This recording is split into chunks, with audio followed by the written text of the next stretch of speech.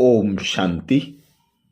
6 मार्च 2025 को बाबा ने हम बच्चों को वरदान दिया, सर्व खजानों से संपन्न व तृप्त आत्मा भव। जिसके लिए बाबा बोले, हर कदम में पद्मों की कमाई जमा करने वाले, सर्व खजानों से संपन्न व तृप्त आत्मा भव।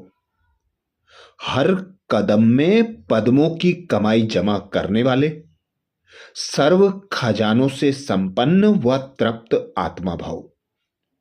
वरदान को स्वरूप में लाने के लिए बाबा ने सहज युक्ति बताई। बाबा बोले, जो बच्चे बाप की याद में रहकर हर कदम उठाते हैं, वह कदम कदम में पद्मों की कमाई जमा करते हैं। इस संगम पर ही पद्मों की कमाई की खान मिलती है। संगम युग है जमा करने का युग। अर्थात बाबा हम बच्चों को विशेष इशारा कर रहे हैं कि अभी संगम युग का समय है। संगम युग ही जमा करने का युग होता है और आप बच्चों को संगम युग पर स्वयं भगवान बाप टीचर सदगुरु बनकर पालना देते हैं। कदम कदम पर आपके साथी सहयोगी बनकर मदद देते हैं। जब हम बच्चे एक बाबा को याद करते हैं, बाबा की श्रीमत अनुसार संकल्प बोल और कर्म में आते हैं, संबंध संपर्क में आते हैं, तो हर कदम में पद्मों की कमाई जमा होती है। इस संगम युग पर हम ही सर्व खजानों से संपन्न व तृप्त बनने वाली श्रेष्ठ आत्माएं हैं। इसीलिए बाबा कहते हैं, अभी जितना जमा करना चाहो उतना कर सकते हो। एक कदम अर्थात 1 सेकेंड भी बिना जमा के ना जाए, अर्थात व्यर्थ ना हो। सदा भंडारा भरपूर हो, अप्राप्त नहीं कोई वस्तु ब्राह्मणों के खजाने में। ऐसे आपके संस्कार हों। जब अभी ऐसी तृप्त व संपन्न आत्मा बनेंगे, तब भविष्य में अखुट खजानों के मालिक होंगे। अर्थात अखुट खजानों के मालिक भविष्य में बनने के लिए बाबा कहते, अभी आप बच्चों को गुण ज्ञान और शक्तियों से भरपूर बनना है। जो संगम युग के अविनाशी खजाने अविनाशी पिता परमात्मा से प्राप्त होते हैं, उन खजानों से स्वयं के भंडारों को भरपूर कर लो। क्योंकि आप ब्राह्मणों का गायन भी है, अप्राप्त नहीं कोई वस्तु ब्राह्मणों के खजाने में। तो अब ये जो संस्कार हैं वह नेचुरल हो जाएं, सदा आपका भंडारा भरपूर रहे। जब अभी संगम पर आप संपूर्ण संपन्न भरपूर और तृप्त रहेंगे, तो ही भविष्य में अखुट खजाने के मालिक बन सकेंगे। स्लोगन में बाबा बोले, कोई भी बात में अपसेट होने के बजाय नॉलेजफुल की सीट पर सेट रहो। कोई भी बात में अपसेट होने के बजाय नॉलेजफुल की सीट पर सेट रहो। अर्थात विघ्न व परिस्थितियां तो आना है, ब्राह्मण जन्म में समस्याएं और पेपर भी आना है। तो बाबा कहते, ड्रामा में नथिंग न्यू का पार्ट पक्का कर लो।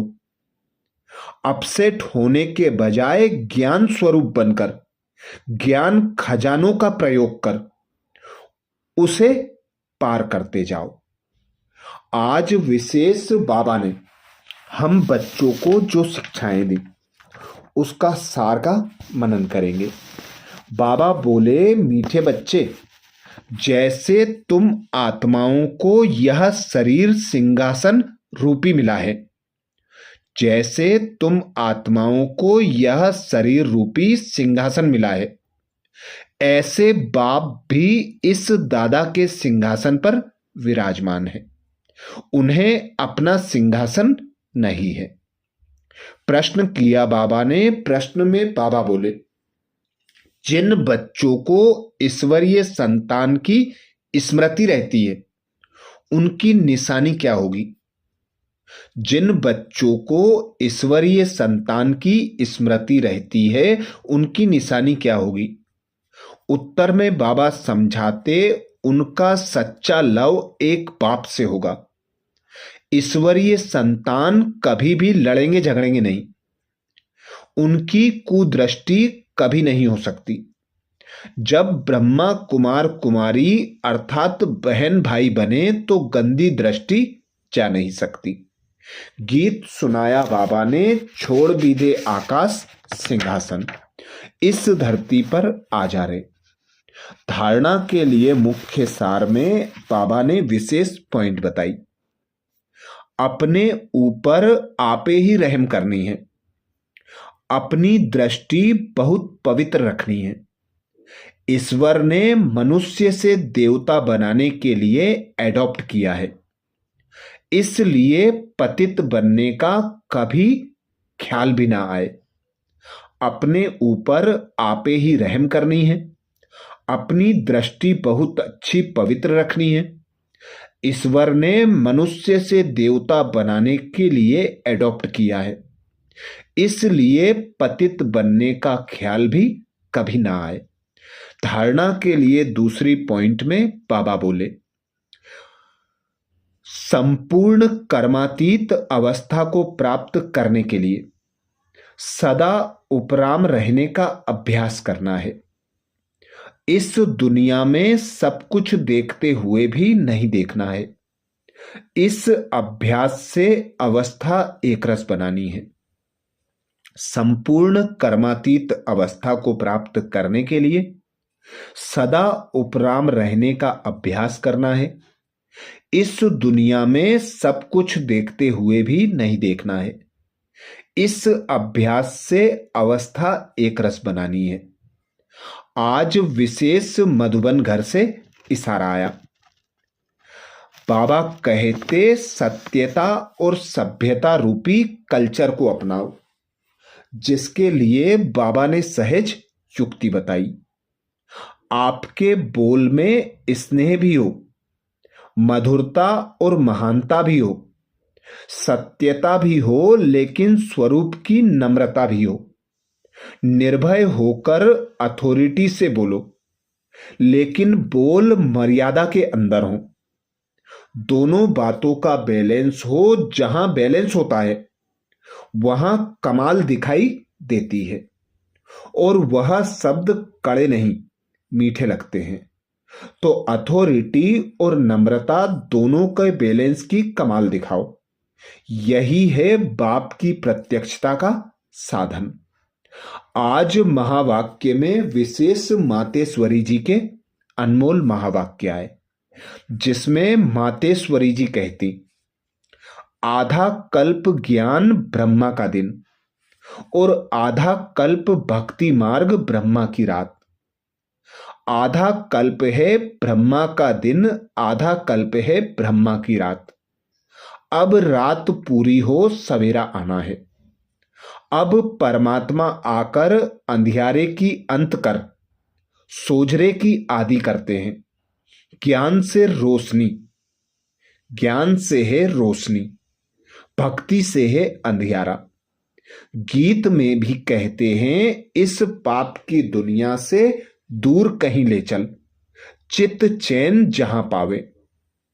यह है बेचैन दुनिया जहां चैन नहीं है। मुक्ति में ना है चैन, ना है बेचैन। सतयुग त्रेता है चैन की दुनिया। जिस सुखधाम को सभी याद करते हैं, तो अब तुम चैन की दुनिया में चल रहे हो। वहां कोई अपवित्र आत्मा जा नहीं सकती। वह अंत में धर्मराज के डंडे खाए कर्म बंधन से मुक्त, वहां धर्मराज से डंडे खाए कर्म बंधन से मुक्त हो शुद्ध संस्कार ले जाते हैं, क्योंकि वहां न अशुद्ध संस्कार होते न पाप होता है। जब आत्मा अपने असली बाप को भूल जाती है, तो यह भूल भुलैया का अनादि खेल हार जीत का बना हुआ है। इसलिए अपन इस सर्वशक्तिवान परमात्मा द्वारा शक्ति ले विकारों के ऊपर विजय पहन 21 जन्मों के लिए राज्य भाग्य ले रहे हैं। अच्छा, ओम शांति।